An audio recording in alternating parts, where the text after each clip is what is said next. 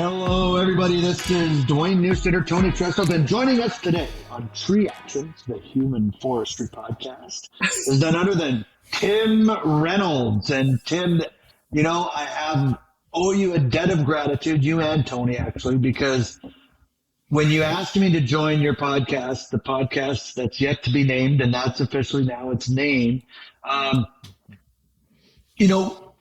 I'd never done a podcast. I'd never been into podcasts, and I listened to that, and I shared it with people, and it got me thinking, and I thought, I started out wanting to do one for the business to keep our guys connected, and after the very first one, it quickly evolved into something more than that, and it's really been an organic process, and where it's kind of growing, sort of how it is, and here we are. I don't know, Tony, what have we got? I don't know how many we've done now. A few, like 20. I think we're in the 20s already. And this is also a dual podcast. See, this episode will also go on the podcast that is yet to be named. Yeah. That way I don't have to. That way I save work. Right. But I thought it would be kind of fun. I just thought it'd be fun to do because, Tim and I host a podcast that is yet to be named. And Dwayne's been a guest co-host on there as well, too. And I thought it'd just be kind of fun to blend them all together. And I don't know if Tim's arbor story would have ever come up on the podcast that is yet to be named, like his tree history. So I thought this would be a good way to do that. Right. Yeah. So that's the tree history of people and experience in. Let me tell you, because we're the whole thing is starting off a little bit different because it's a unique episode and it's going to be a very special episode. I have no doubt. But it's the Human Forestry Podcast. So basically it's where tree people gather and talk and listen to one another, share their experiences, not only professionally in trees, but personally, and how trees have affected your life personally as well as professionally. And where it goes. But we always kind of kick things off with people describing how their journey began, where their seed germinated in the human forest and how it began to grow. Well, I mean, you could go so many places with that, right? Like I could start with my actual germination of my life or germination of experience in arboriculture, and I would say the first thing that comes to mind when I think of that is when I was a little kid, I was homeschooled, and I spent all of my time in the woods, all of it. I just was out in nature all the time, and I had 3 older brothers, and my mom used to have a dog whistle that she would whistle so we could hear like a mile away. We would know it was time to come home for a meal. We were just off in the woods all the time. And she used to make jokes that she would never see us and we wouldn't come home if it wasn't for food. Like we just needed, so, I mean, even now looking back, I'm like, oh, it just was a different time. It was like the early 90s and I would be like, I was pretty young, you're pretty young to be by myself and disappearing in the woods. But it was definitely the most connected in sense of just where I wanted to spend all my time when I was a kid. It's just out in nature, out in the woods, and then my path kind of diverted a little bit. Even in my teenage years, I spent a lot of time in the woods, but it was a lot more like in the woods, drinking beer and, eating psychedelics and getting weird in the woods. And it was less just to spend time in the woods, I would say that's where I got that's where I first started to grow into the forestry business. Yeah. It's funny. We've had a few people on the show that a very similar experience that, their first recollection isn't even with arboriculture yet. Everyone we've had on the show thus far, has that history. But when they think about it, it started long before they ever actually picked up a rope or a pair of pruners or a handsaw, Mm-hmm. And I'm always fascinated how someone chooses where they go when they're asked that question. But Along those lines, when did it transition into you actually say, hey, I could actually make money doing this? Yeah. Well, I make jokes with people that I am just getting paid to be a big kid now, because when I was a kid, I was climbing trees. My mom has stories that I think I was probably 5 or 6, and there was like this 75-foot spruce tree in the backyard, and I climbed all the way to the top, and she came out, and I was like, "Hey, mommy, look at me!" And she's like, oh my gosh, okay, show me how you get down." Yeah. Just climb down. So now that I get paid professionally to climb trees like I did when I was a kid, I mean, there's a little bit more sweat and grit in it now than there was. But I really lucked out, man. I wasn't in the beginning. I didn't realize how fortunate I was for the experience and the people that I was around. So my brother, which you both know, Matt Reynolds, he started working for a company in Connecticut and became a climber and was climbing here for a few years. And then he moved to California. And then my father got in a motorcycle accident. And this is one of those things where now looking back, it changed the course of my entire life. Like my father's accident changed the whole course of my life. And I don't know where I would be. I wonder like where I would have ended up, because I was just working at a hunting dog website and training hunting dogs, and it wasn't like a passion or anything. It was just a job, and just doing it just to do it, and I did all kinds of other things, and I rode a shovel in a hole for an excavation company for a year, just all kinds of stuff. But then my father gets in a motorcycle accident. Matt moved home, and none of his friends would hire him.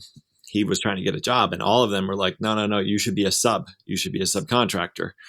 And he's like, I don't really want to own a business, and I'm not trying to do that. So he started subcontracting, and quickly after being back for a year or two, he ended up buying a truck and chipper, and he had a job and asked me if I would come out and help out for the day and just drag brush. And I was like, sure, whatever. So I went out, and it was a terrible job on a lake. So obviously it's uphill both ways to the chipper and back. So it's just this nasty hill. And a friend of his, Dan Wise, came out, who owned a local company as well. He came out and was helping and saw me work for the day.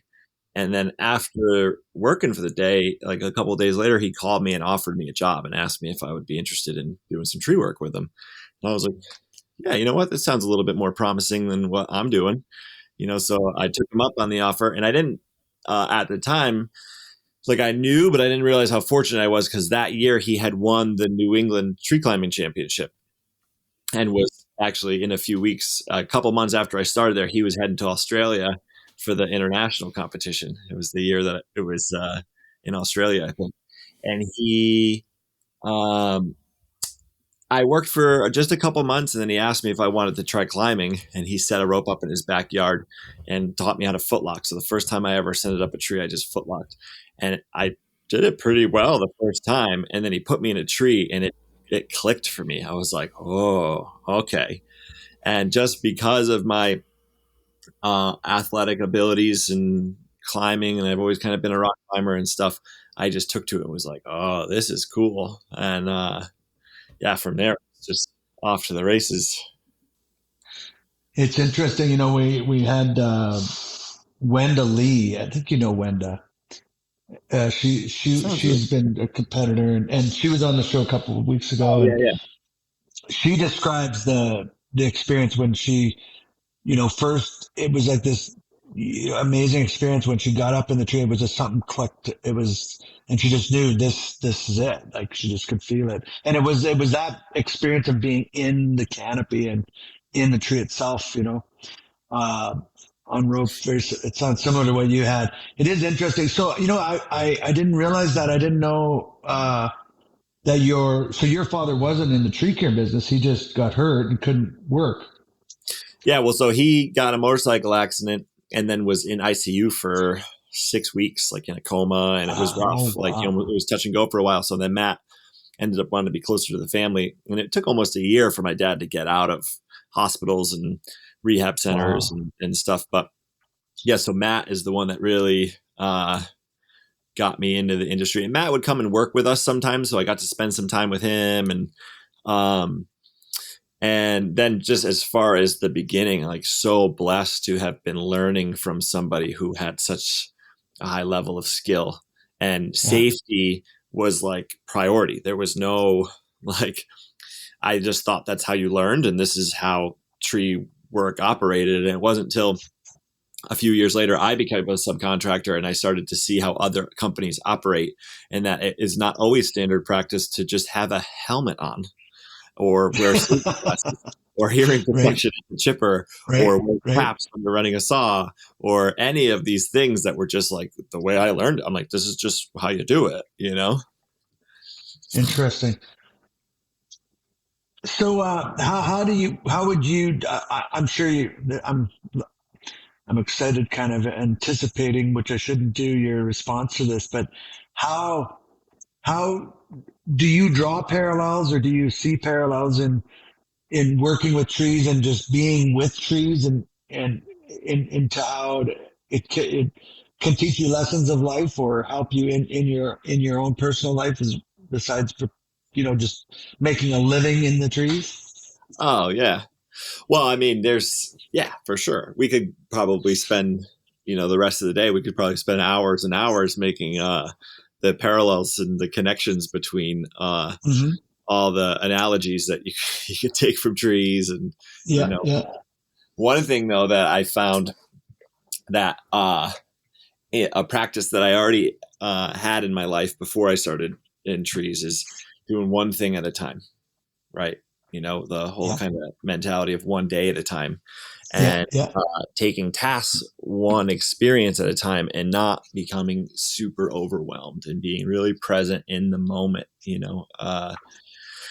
I'm sure, I don't know if you guys have had this experience, but I'm assuming, you're doing a big takedown or a big prune of a giant tree, and you get up there and you start looking around at the whole tree and you go, oh, this is going to take forever. There is so much work. I am so overwhelmed with the amount of stuff, like especially on a takedown, you start looking at wood and limbs and you're trying to figure out rigging points. And there's just this giant puzzle and your mind is like, what am I, how, and what is this going to, I have no idea. And then wait a second, where are my feet right now? My feet are on this branch. Where does there need to be a rigging point? Okay, I'll put that. What's the first branch that has to come down? What makes the most sense for just one branch? It's got one branch to do. I'm just going to do that. And then, you know what? I'm working on this 1 liter. I just got this 1 liter. It doesn't matter that there's 10 more behind, whatever. I'm working this 1 liter, just hanging out and being present in that experience. And next thing you know, you're on the ground. Could be 2 days later, after a couple of days of having to go up there, but just that being completely present and just taking it, whatever's right in front of you, just being present with that experience and taking it one limb at a time, one day at a time, one moment at a time. And the rest of the tree doesn't matter. It's just right where I'm at, just what do I got to do? How do you think trees in their, just do that for us? In just like either growing where they are in the forest or in the landscape, like, is there ways, not just during a removal process, but how trees might convey certain lessons or similar lessons to us in life, just by existing? Yeah, well, I mean, just by existing and then learning what I have in arboriculture about, the mycelium and just like the way that everything is interacting and flowing and being a part of one working system. And no tree stands alone. There's so many other unseen things that are happening there that are holding that tree together, that it's all thriving and jiving together. And and I actually, it's just, you can obviously see it a bit more in the forest by like looking at like fungal webs and how all that works. But I think that there's some unseen force between all of us right now, and every human being. There's a connection, there's a web that holds all of us together. And I think there's like universal truths like that, like the forest is just a big ecosystem and it's all working together, and all the forests are working together. And I feel that same level of connectedness to the trees when I'm out there, I know that they're aware that I'm there. I know that they know that I'm walking through the forest and that I'm breathing the same air and participating, and there's a mutual respect that I feel between trees and all the plants and everything that's happening out there. And then I feel that same thing when I'm conscious, when I'm in a conscious place. When I'm at the grocery store, I see that too, and I can find sometimes when I'm disconnected, when that person is walking real slow with their cart in front of me and they're in my way, get out, this is my grocery store. I got, I got places to be. And then I realize, like, this is just another expression, and this person is just as connected to that universal force as I am. Like, we are all in this together and having that same experience, Oh, I know exactly. And that's, that, I don't know if I'm the only one that does this, but I know I'm certainly guilty of it. I can readily accept and admit it, is that there's sometimes I'll ask this kind of question, and you gave the exact answer I kind of would love to hear.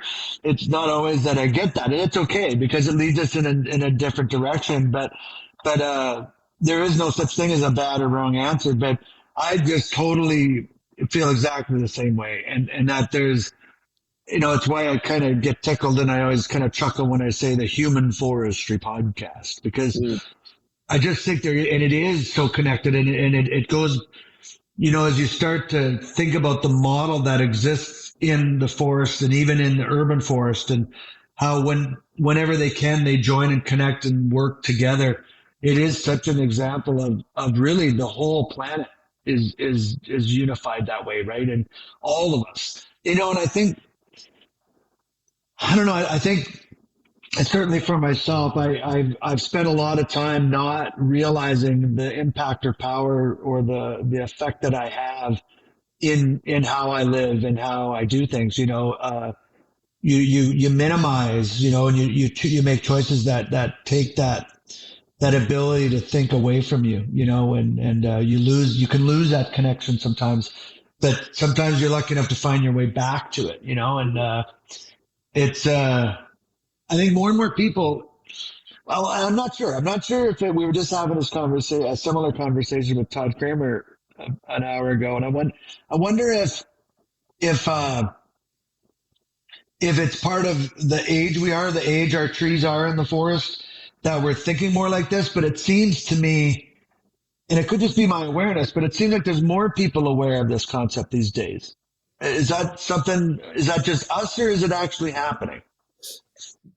What I think is happening is that people have become, I don't know when, I don't have like times, but I'm going to say for a while now, maybe for a generation or two, people have really started to view ourselves separate. There's nature and then there's us, right? There's the forest and then there's us, like we're not a part of it anymore. Like we're a separate thing and we're observing the earth, and we're observing this ecosystem, when in reality, we're in it.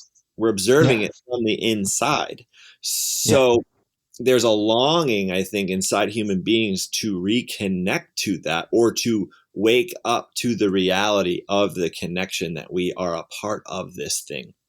And I think that the absence of that for a long time, and the industrialization and all the modern things and the Starlink that we were just talking about before it started. And, we kind of, it's easy to begin to forget that you are part of this whole thing. Like, we're a part of the earth, we're a part of the forest, this whole ecosystem and this spider web of connection and like underlying force of spirit that's out there.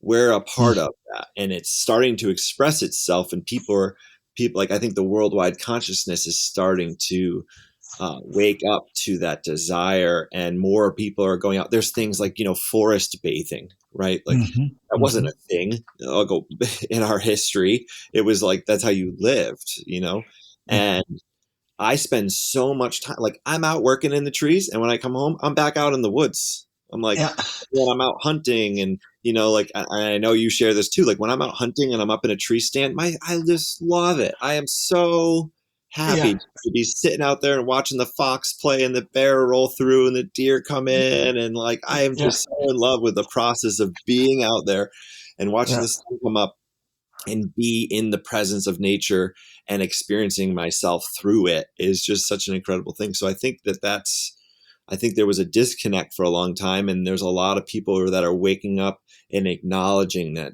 deep inner longing to be a part of that again.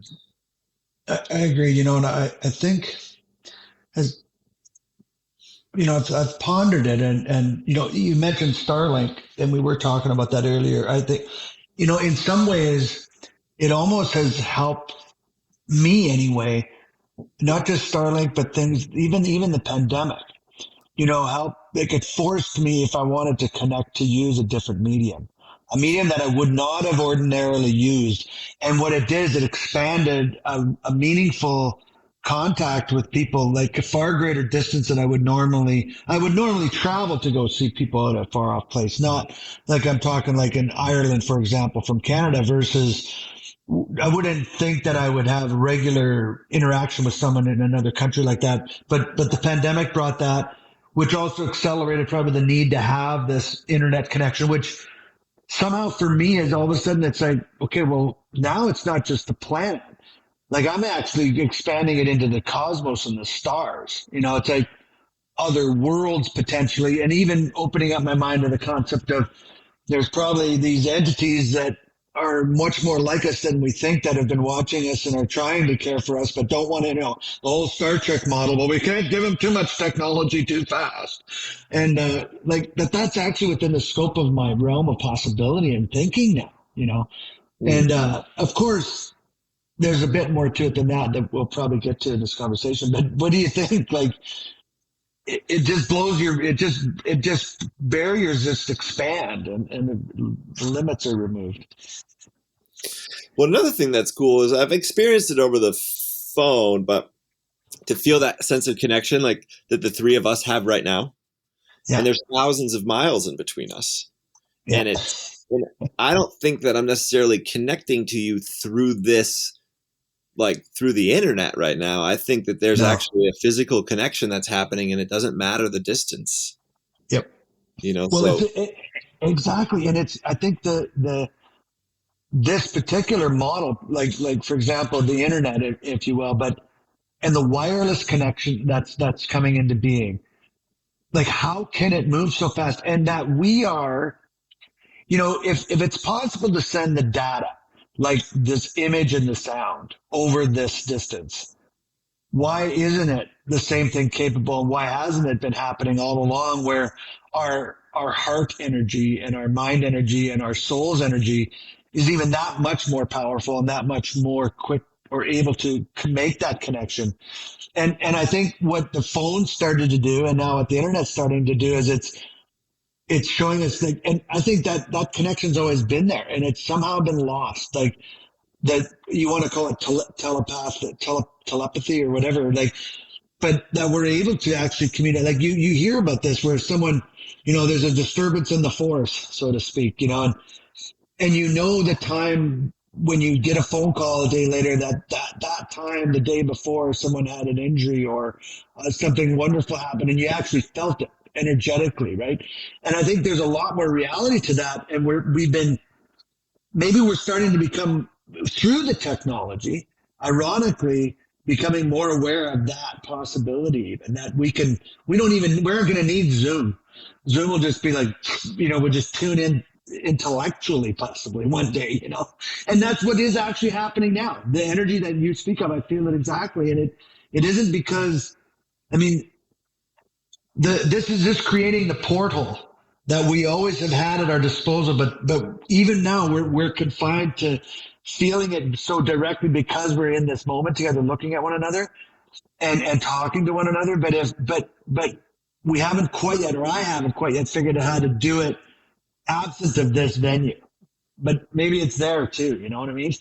Well, one of the things, so I have some of my first experiences with spirituality in the way that I now believe and practice. And there was a lot there was a lot in my early 20s of experiences where you're like, whoa, that was crazy. But I remember I was taught that if you think of someone, if someone pops into your mind, it's, I'll use the word God just because it kind of sums it up, but whatever, higher power, universe, eternal, whatever it is. But so if you think of someone, it's God nudging you to call them. And if it's not, like, that's if it's like an appropriate, like you're not at work and being dishonest by, cheating your boss out of the time by being on the phone. Or it's, boss, I'm sorry, I got to make this call. God told me to. Yeah, God just told me to, right? And you might have that cool boss, and that's awesome, right? Or like if it's like an unhealthy ex-girlfriend or like an old drug dealer or something like that, maybe then you don't call them, But if it is one of those people, then you pray for them. But if you think of them and you can't call them and you call them, I can't tell you how many wild experiences that I had when I would think of somebody and I would grab the phone and I would call them. And at this point, I have no problem calling. I haven't talked to somebody in 10 years. I'm cold calling them, whatever, and I've had people be like, who told you to call me? And I'm like, no, I just thought of you, man. And this is just kind of what I do. And I think of somebody, I call them. They'll be in like this situation that they're stuck and something's going on and they're about to make this big life decision. And all of a sudden out of nowhere, I'm calling them. Or, and sometimes it seems like nothing's going on with them, but then you never know that butterfly effect of how and where things are going to lead from that point, or what influence and impact that you've had. So that, whatever that force is, and it's the same force where I pretty much think everyone has had this experience. You're driving down the road and you think of a friend, and then like 20 seconds later they call you and you're like, what was that? What is that? How is that happen? Like, I don't understand. So that really has influenced my belief in that underlying connectedness is following through when I feel that little nudge to call somebody or pray for somebody. And then later I find out that when I was praying for them or sending them positive energy or vibes or something, that they were in a particular situation where they needed that. Well, correct me if I'm wrong, but I believe I heard the term from you, like that you could call them coincidences, but maybe they're more God incidences. Was that your term? I didn't make it up, but I've heard that. Okay. Here's one of my favorite lines. If you take that a little bit further, that I really, really love is what, so what is it? So what some call,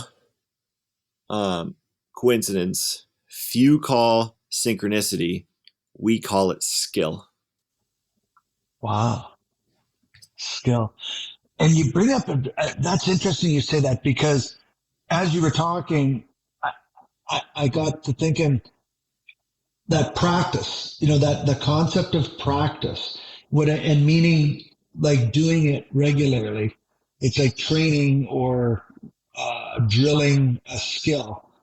But the more you do it, the easier it becomes and the better you become at it.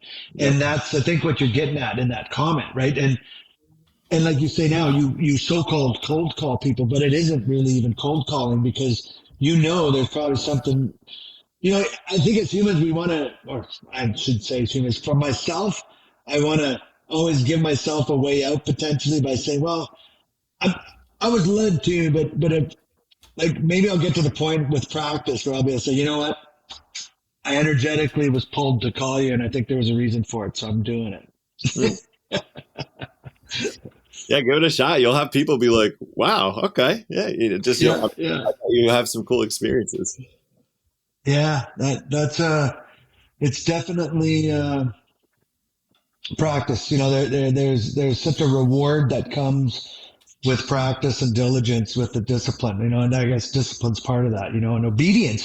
The word obedience keeps coming to my mind a lot lately. And, there's a couple podcasts ago, I asked the question of someone, I can't remember who it was, about, I think it was Rip actually, what their take on it is. Like, in this business of arboriculture, I don't know if it's any different than any other business, but I know it certainly affected me, and there's others that it's affected, but the whole when you lack this connection, or you're looking for it, or you're not sure about it, and then you experience something as cool as being in the trees, and you get this taste of, I don't know what the word is, this esoteric taste of the spiritual realm, and doing something that's so cool and fun and exciting that, it can lead into experimentation, or even, other substance use. And it's almost like they're connected. And that's part of this business almost. And is somewhat prevalent. Well, I know some of your personal journey, but when you and I have that in common now, and we talk about that, and I think it really flows into this whole topic. Yeah. So what's your question on that? That's a good question. I guess, well, I suppose there's no point in beating around the bush, I guess you could say. My journey of recovery, and how I got to that place of needing to find my way mentally, physically, and socially and spiritually to a place of healing. And, I think examples of it always were in the human forest, but it's made it more, I have more awareness around it, and I have the ability to feel more of that connection by not, it's best probably put this way. Spirit is another term for alcohol, and one of the original terms. And I heard it said one time that it basically simulates the type of connection we can feel when we actually are spiritually connected. And it's only a facsimile. It's not the real. It's not the real thing. And when you transcend into being able to connect for real, it even magnifies the other experiences. Mm-hmm. Yeah. So the way it was explained to me is like alcohol is the low road to God. It's like, okay. You still get to the same place, but the problem is that it's depleting. It pulls, like you go to that place because as a human being, I have a deep longing for connection. Right. And I want to be in that place. If you had told me when I was 15, when I was out there partying and doing drugs and whatever, like, hey man, you're actually looking to connect with a higher power, and like you're looking for connection, and you want to experience God through other people, and that's actually what's happening when you're taking these psychedelics. I would have been like, fuck off. Yep. But now looking back and the experience that I've had in recovery and that whole journey, that's really what I was looking for. And that's what all people are looking for, is that deep longing and sense of connection. And I think in arboriculture, it's a really beautiful thing because you can't work around trees and you can't work in like the human forest in that way without being aware on some level of that presence and connection. I'm sure there's people that are out there partying real hard and tree work's just a job, and they're out there dragging brush and sweating their ass off and stuff and chippers, and maybe they're not very conscious. But the more conscious someone becomes, the less rewarding I think that things like alcohol on a regular basis to excess appeal to them.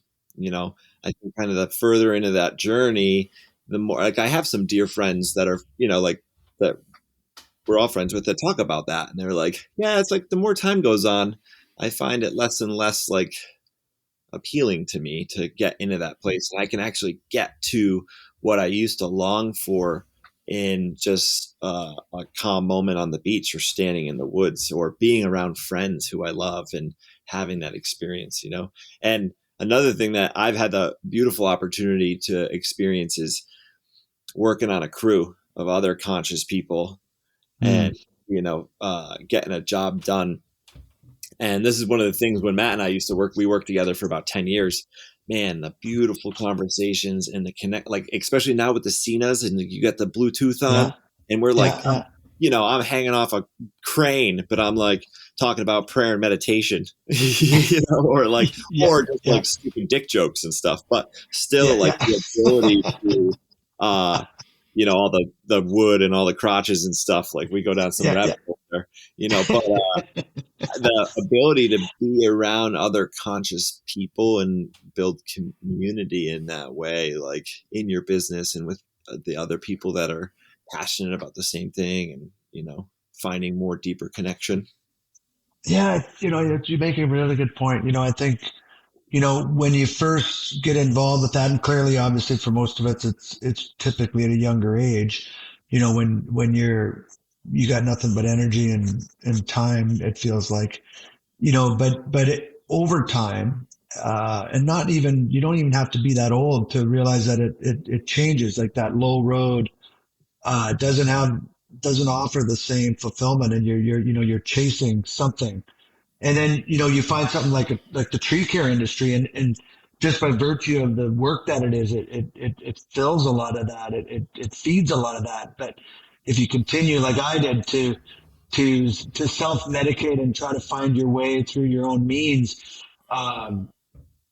it starts to have a bit of a hollow ring, and you lose that you even start to lose that connection with the trees. I'm finding the longer that I practice being present and practice recovery, I experience almost like a new sense of enjoyment in old things, and things that had, yeah, how do I put it? Even things I didn't even realize that I lost the joy of, like and personality traits that I used to have that I remember having and going, wow, and, things start coming back. It's like rejuvenation, I got popped, but now my regrowth is starting to take the form of a canopy again.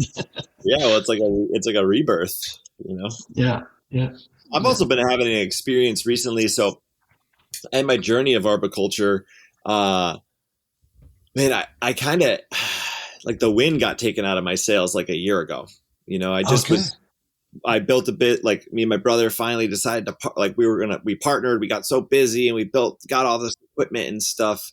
And it kind of like one of the things that I love about arboriculture is that it's afforded me the life that I have and the deep freedom to be in life, to kind of come and go as I please and do these jobs that I really enjoy. And what happened for me, and this isn't for everybody, but having employees and trying to build this a bigger business and partner and all this responsibility that came with it, man, my free spirit started to really suffer. And I was not having a good time for a little bit. And I was like, man, this isn't what I signed up for here, and then it started and then that connection and relationship that I had with my brother started to suffer, and we were on different pages. And we ended up deciding this is we tried it for a year and a half. We had a panic escape button, and we were like, let's push the button. Let's do it. We don't have to do this. It's not worth our relationship or any of these experiences. And for a minute I was like, man, I don't know if that's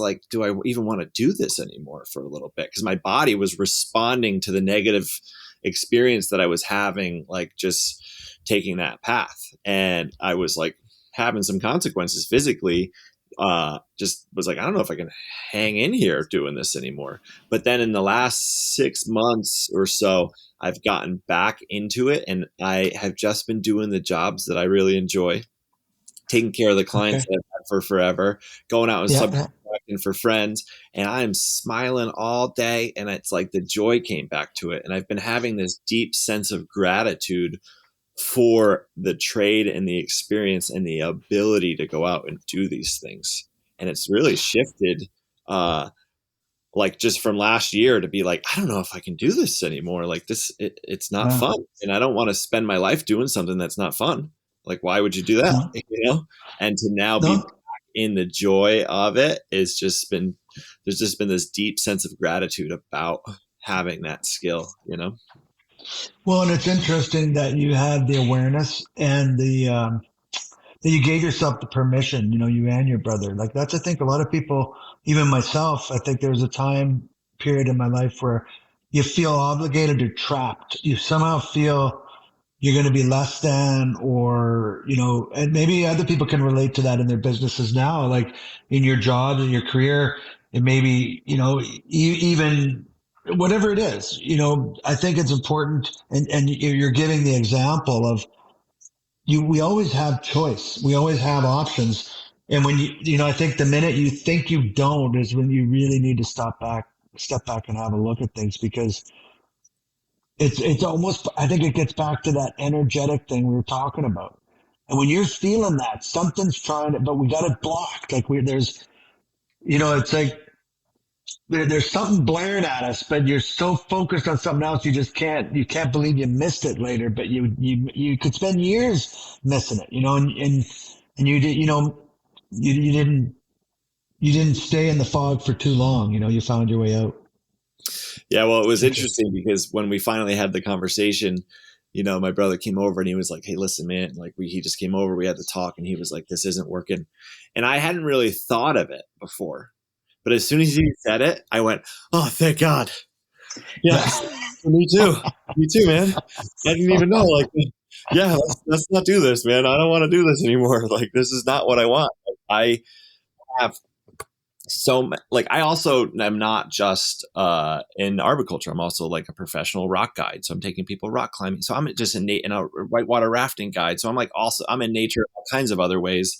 And I'm like, I just want to do I want to do everything. I want to do all the things. And it's like, I can't live inauthentically, man. It like just freaking when I'm not living to my truth and listening to that feeling and speaking to that, it's like my body physically won't let me not listen. It's like, you are not going to sit in this place for very long. It's like, this is too miserable, which is a blessing. I mean, at first it feels like a curse when you're feeling that discomfort, but then when you are forced to listen, and then the freedom and the connection and like that mighty purpose and rhythm takes over. It is such a relief.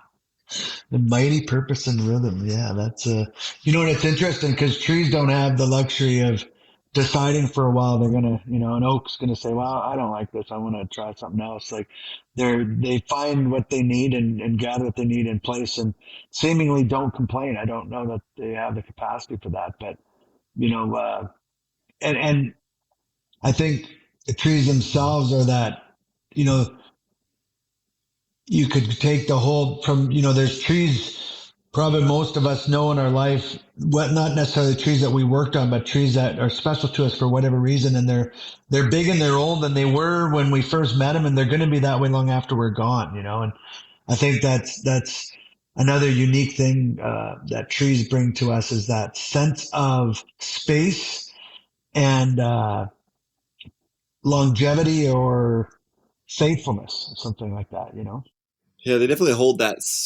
There's just something so calming about being around them. There's a lot of times where I'm on a hike or I see like a big old hemlock tree or a big old tree in the woods, and I'll literally just walk by and I'll put my hand out and I'm like, "What's up, buddy?" Yeah. What's up, man? Like, I'll literally talk to it. Like, it's just someone, it's like the presence itself. And all trees have that, but there's particular like special trees like you were talking about that I'll go over and like sometimes I have to beeline it off the trail and over, and I'm like, "Hey, what are you doing over here?" Like if someone's, they think I'm a crazy person, but see, I'm like, look at you over here all big. Exactly. And I think once again, and this is where for me it gets a little weird, and maybe we're going to lose some people on this one, but I do believe that energy is what we're talking about. That connection, whether it be from the internet through here, or the energy that we feel, the group consciousness, the spirit that flows around us is energy, and it flows in the trees. We're all made up of the same thing. So as we expand this concept of being connected, I think it's just a matter of the portals that exist. There's so many portals, and and it's so interesting where people find it in forests, in oceans, on beaches, in prairies, in water. Water's always a big part of it too, right? And they're all so interconnected. In the mountains, in the sky, there's the earth, fire, water, wind kind of concept, right? Like, and every one of those holds an energetic portal that we can connect with, and it doesn't have to be soulful with a human in the sense. It can be soulful with something like a tree, even a mountain. I believe, I feel it. I love the mountains as well. Like when I was young, I always said life's a mountain, not a beach. A thought popped into my head. It's a bit of a different topic, but I think that this would be a great place to have the conversation. Just if you've noticed this as well. And I wonder how much, if there's any consciousness in this happening, so I'm sure both of you have been parts of many storms and have helped clean up trees that have ripped in half around houses and just, wild things like that.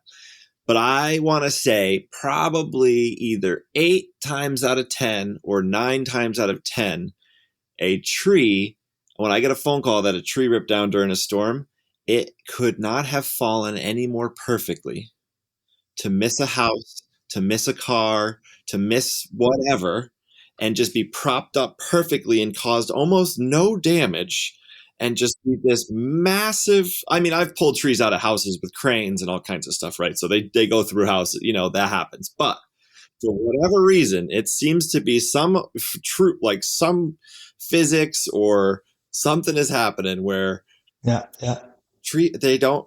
fall will be perfect. And it's almost like they chose to land in a particular way of, you're like, how did that even happen to didn't even knock the flowers over in the garden? Yeah. I'm with you. I'm chipping that brush. It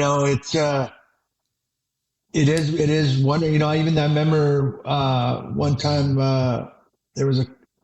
I heard from a crew that the tree had gone through the house, but stopped right before, the guy had to crawl out from under the tree from his bed, but it didn't touch him, And of course, you can explain it away in physics and beams, and it was just luck and all that. But it happens, I remember when I was on the track panel, we discussed, because it's tree risk, right? So what is the risk trees pose? Well, and the fact is, it for the amount of trees and people that cohabit, the amount of injuries and especially fatalities that happen is shockingly low for the amount that they cohabit, right?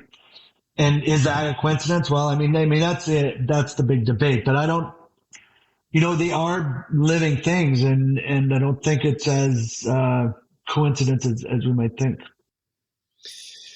Yeah, I've seen it so many times where I'm like, it will fall perfectly between the house and the barn and the car and the mailbox and just be touching nothing. And you're like, how did that, what? And for that to be more of the rule than the exception is just an interesting observation after years and years of cleaning up stuff like that. Well, and how about this? How about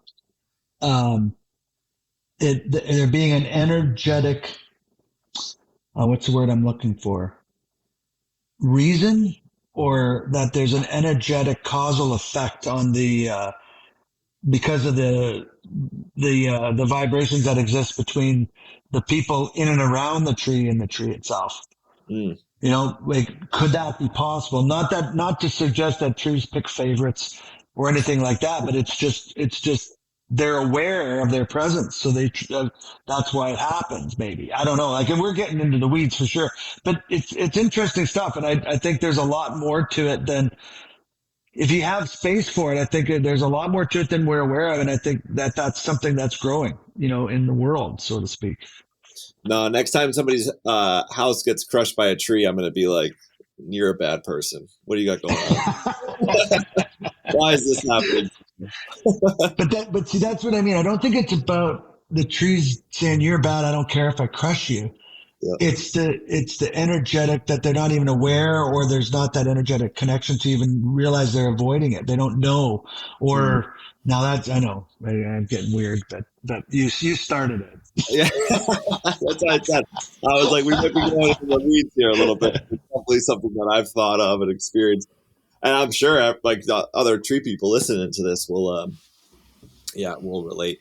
Another thing that I think is a really beautiful experience in the community that we spend time in is the competitions. And yes. We can get into the weeds on the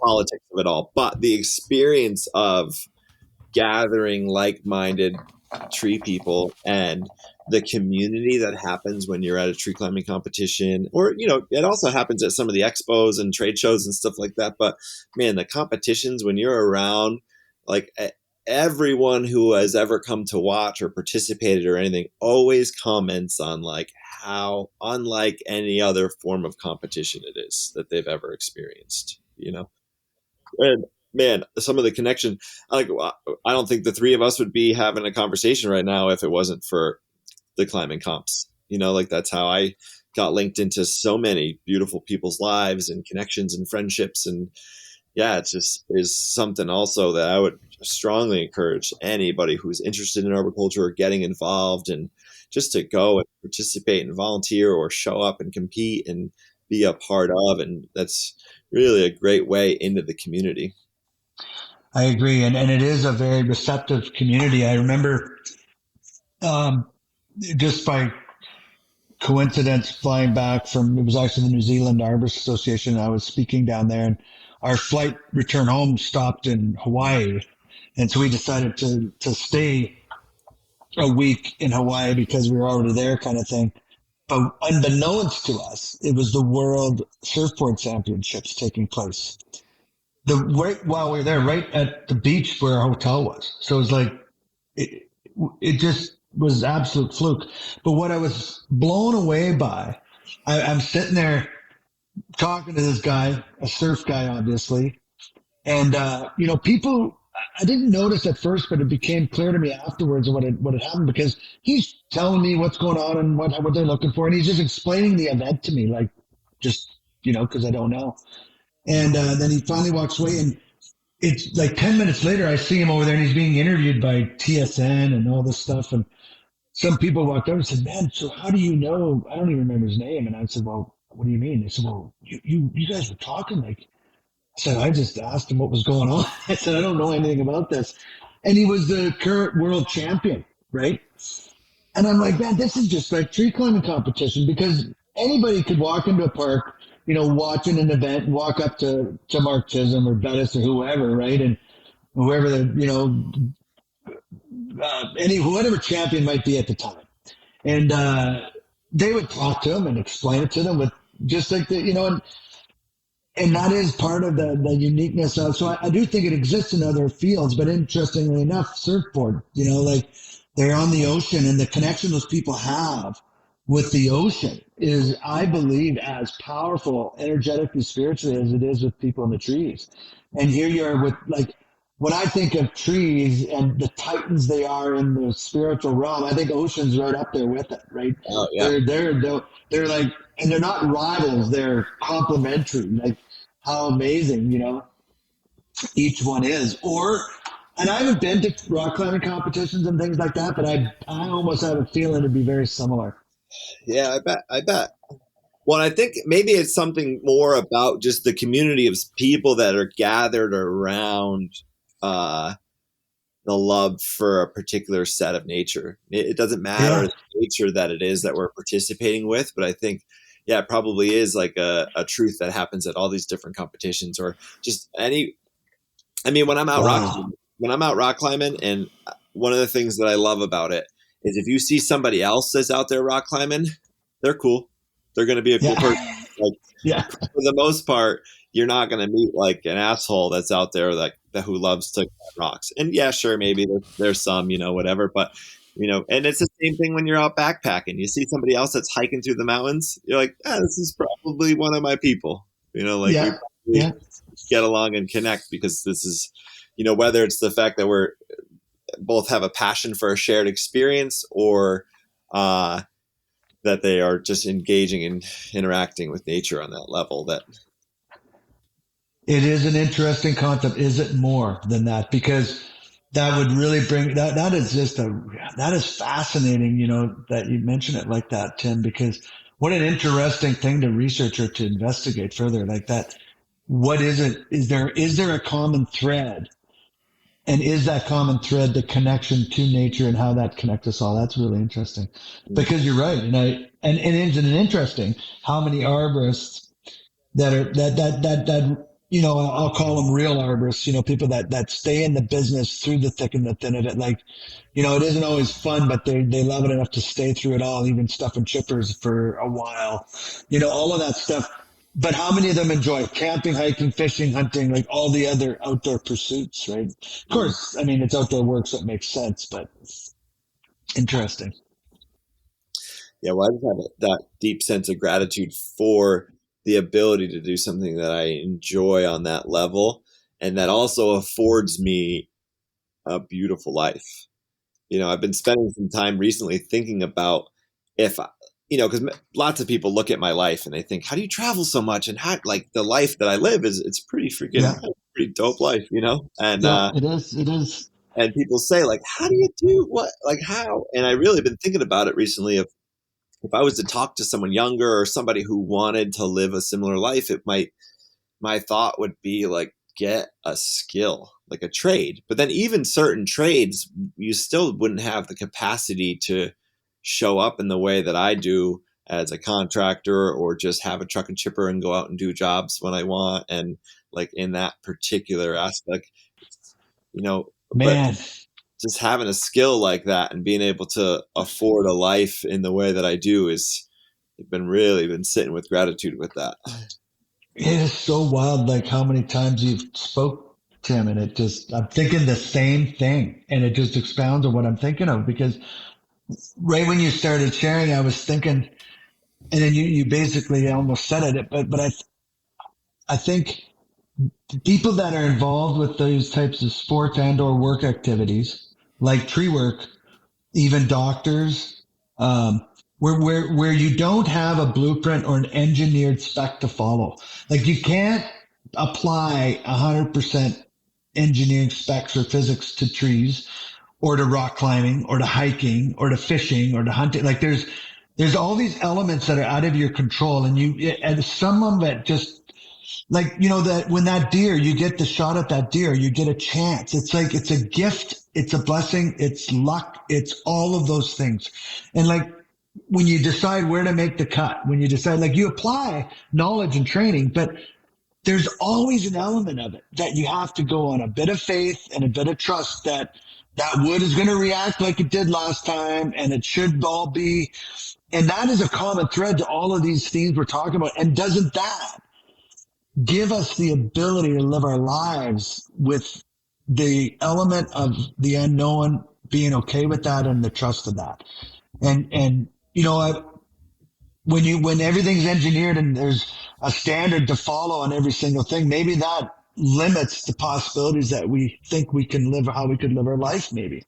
I don't know. Well, the thought this popped in my head. I don't know if I bet you probably had this experience too, and maybe it's like the 10,000 hour rule, where you become a master of something and it kind of becomes thoughtless to do something. But there has been many times where, I mean, it could even be operating a mini skid steer, or you're up in a tree and almost without thought, you just put the notch in there, set it up, and don't even think. It's like you don't even have to think about it, and it just goes perfect. Exactly what. And I couldn't have explained it, and there was no thought process before. Like, it just happens like this. And I think that's part of being in the flow. And when you're really connected and you get into that flow state, and the thinking mind doesn't need to participate anymore, is freaking really cool. That is a cool place to spend some time. And it allows you to have the freedom to explore different types of adventures in the same way, like just come from, and like you talked in the very beginning about being present and having that ability to be so present, and what a gift that is. Well, there's like, when you're in flow, when you're in that unconscious consciousness, is ultimate presence. It's the same thing with firing that arrow. When you line that shot up and that deer and everything else is quiet, and you have nothing but that moment, and you have that you have it notched, you have it drawn, you got it lined up, and then you just, without thinking about it even, you like surprise yourself by releasing that arrow at the perfect moment, and you watch it and follow it through, and it hits right in the vitals, and you just and you're just completely in presence. Like that moment, that's all there is. Archery is a great practice of that, Yeah. Yeah. Yeah. No, you're right. You're absolutely right. Yeah. Well, Tony, we haven't heard a whole bunch from you. Tim and I have just kind of going off here. That's all right. You guys been doing fine. For the record, I don't give the universe that much agency. I think it's one big broken fucking disco ball, but that's me. Yeah. Well, that's all part of it, right? There is, and I think that's part of it too, is just having space for whatever, right? And I don't think Tim, you're feeling different. Like no one has a magic. What's the word I'm looking for? No one knows what the hell's going on, right? It's relax. Nothing is under control, right? No one's got this. Yeah, no, no one's got this. Yeah. You know what? That's like an experience that I actually, and Tony helped me learn this a long time ago when I first became a trainer. Just for instance, when you're a kid, you think of adults and you think like, man, adults have got it all figured out. I don't got to worry about anything, And this is like, there's a stand-up bit about this, but it's like, you think that adults have it all figured out. And then one day you're standing at the grocery store and the kid at the cashier hands you your bags and he goes, "Here you go, sir." And you realize like, this guy thinks I'm an adult. Oh my God. No one's an adult. No one has it figured out, like, wait, who's running this ship? Like, who's driving this thing?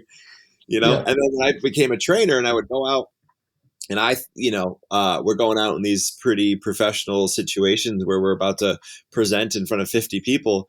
And I'm like, "Tony, what are we doing today?" "Well, I don't know." "Well, what's the plan?" "I don't know, figure it out when we get out there." I'm like, "What?" Like, what do you mean? He's like, "Oh, just put this mic on and get on stage." And I'm like, oh my God. Okay. Like, but then everybody else, nobody knows. Nobody has any idea that we just like totally put this thing together up here. And like, yeah, we have like the underlying fundamental skills to show up and facilitate in a particular way. But when you start realizing that like everybody's just out here like kind of winging it and making it work, from a particular skill set, but you get a different perspective on the world and how it's operating. Tony, I've heard you. I agree, Tim. I'm fixated on Tony's comment about the disco ball. Because I've heard you say it many times, but I've never asked you about it or elaborate on it. Like, what is the analogy in that view? Like besides the concept, the idea of mirrors reflecting all sorts of weird light and shit like that. What's the?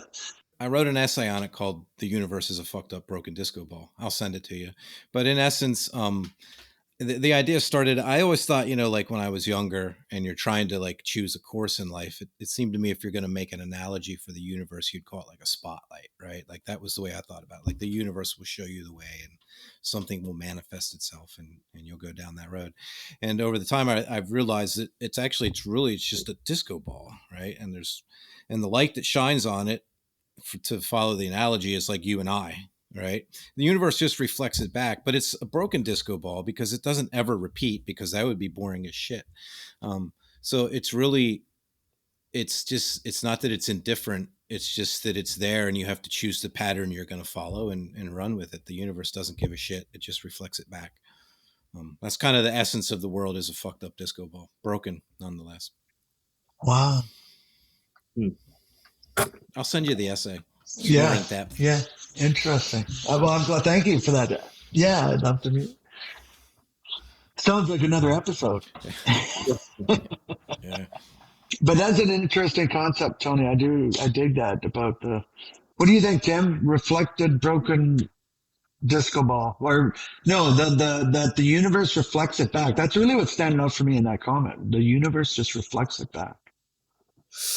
Yeah, I mean, I don't spend a ton of time going super far into the weeds. I know, like, I think what Tony was saying too is that it's that the universe is kind of a little bit less interested in us than we're making it seem, or that it is a little less conscious and kind of a little bit more random in the way that things.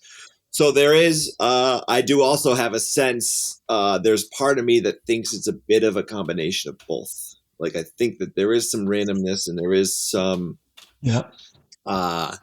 almost like apathy and uninterest. Like the universe is not that as concerned in us as we might think it, as human beings, thinking that we are kind of special in a particular way, and maybe the chosen or whatever. But then also my experience in life and through connection and some of these different spiritual experiences that I can't quantify and how they happened or why they happened or why I met this person or why I got on that ferry boat and came and met you, Dwayne, and we were just all of a sudden just by coincidence, like right where you were in your life, and we had never really hung out before, and now I show up on a motorcycle on this thing, and it just all kind of worked out, and connections that happened in that moment. Like I can't chalk that up to coincidence.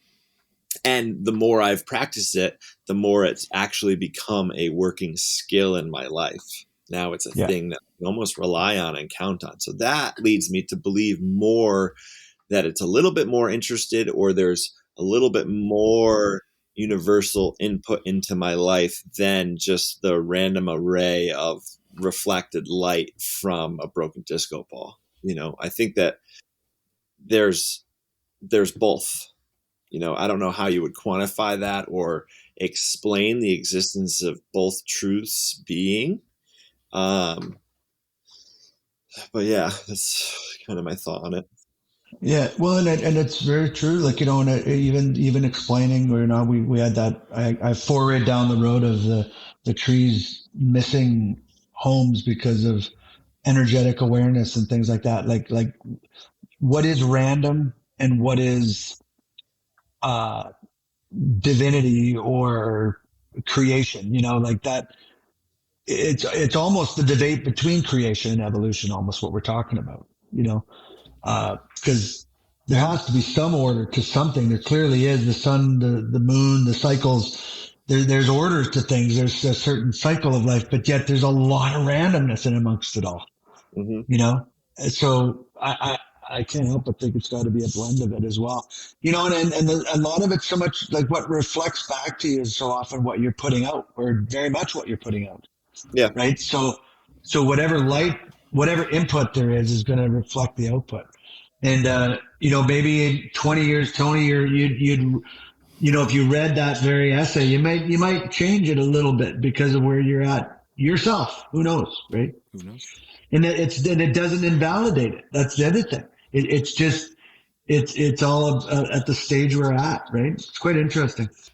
It's not like we conduct our podcast, whether it be Tree Actions or the podcast is yet to be named, under any set of circumstances or rules anyway. So it doesn't make any difference. We're all fine. But I do thank you coming on, Tim, and joining us. It was fun.